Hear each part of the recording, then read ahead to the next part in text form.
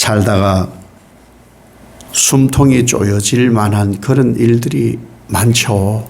그런데 우리 숨통을 튀게 하시는 분은 하나님뿐입니다. 그 하나님 앞에 당연히 거짓이 없이 살아야 되고, 그 하나님 앞에서 나는 의가 없다. 나는 의가 없다. 내가 하는 모든 일은 하나님 앞에 불의뿐이다. 그것을 판단하시는 분은 하나님이시다. 이렇게 살아야 우리가 조금이나마 하나님의 은혜 안에 살게 됩니다.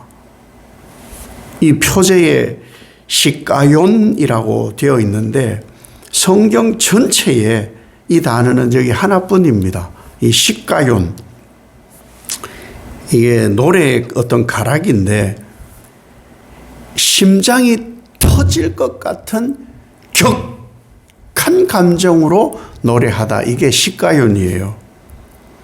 왜 이 다윗이 감정이 막 심장이 터질 것 같은 이 감정이 북받쳐 오르게 되었느냐 하면은 이 베냐민 사람 구시라는 사람 때문이에요. 이 구시라는 사람은 이 베냐민 지파예요. 베냐민 지파는 사울 왕의 지파입니다. 사울 왕위가 빼앗긴 것은 다윗 때문이다. 다윗이 왕을 빼앗았다. 다윗이 반역을 했다. 자기 이제 베냐민 지파 사람이 사울 왕의 왕위를 다윗이 빼앗았다고 생각을 하니까 이 자기 생각인 거예요.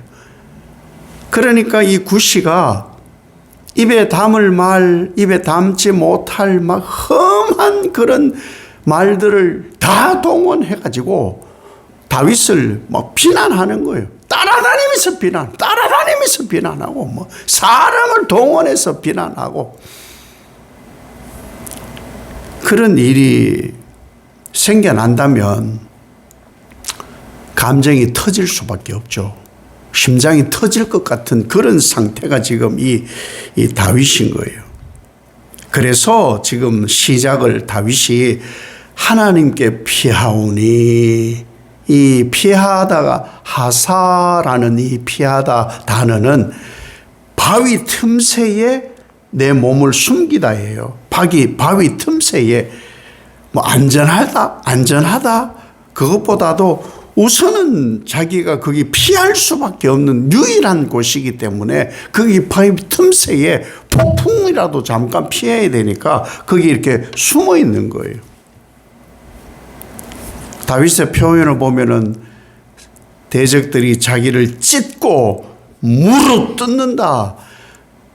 이런 상황이 되니까 다윗이 얼마나 힘든 상황이냐. 그런데 다윗이 위대한 왕은 분명한 위대한 왕이에요.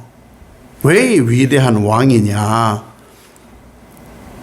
지금 그런 적이 없잖아요. 구시의 일방적인 일이고 사울의 범죄 때문인 것을 누구나 억울함을 당하면 설명을 하려고 합니다. 그런데 다윗의 위대함이 어디로 나오느냐?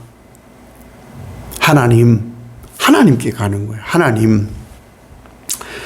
구시가 저런 말을 합니다. 왕위를 빼앗았다고. 혹 제 안에 그런 마음이 있었는지 없었는지 저도 잘 모르겠습니다.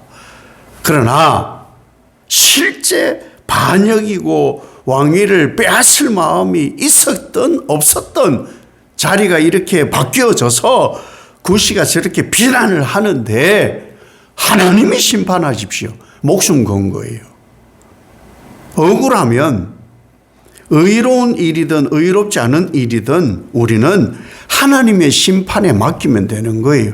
그래야 숨통이 트이죠.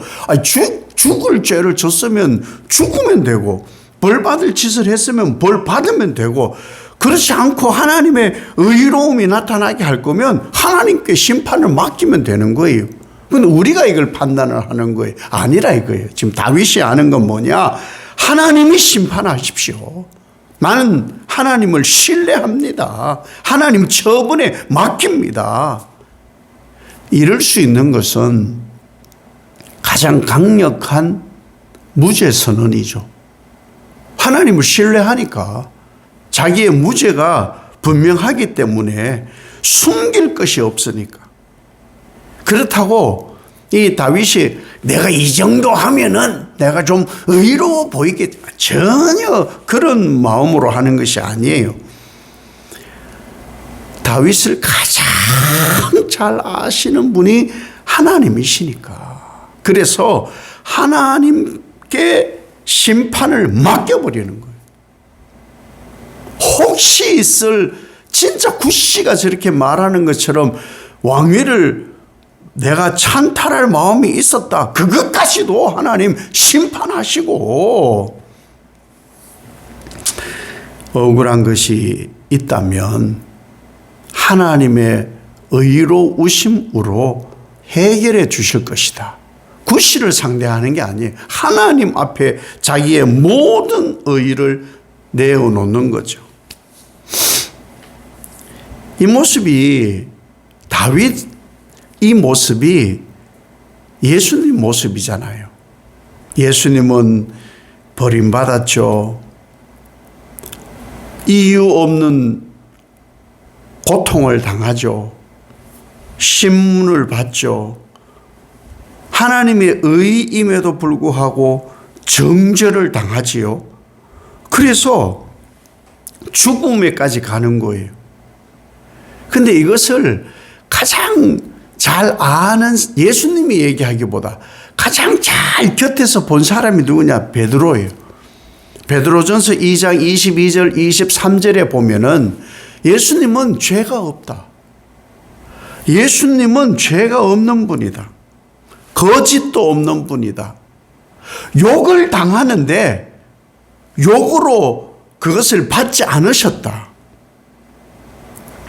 예수님은 공의로 심판하시는 분에게 자기를 맡겼다. 이것이 예수님 가장 측근에서 그 삶을 보았던 베드로의 증언인 거예요. 다윗은 이 굿씨의 비난, 죽을 것 같은 이 비난에 대해서 자기가 해결하지 않아요.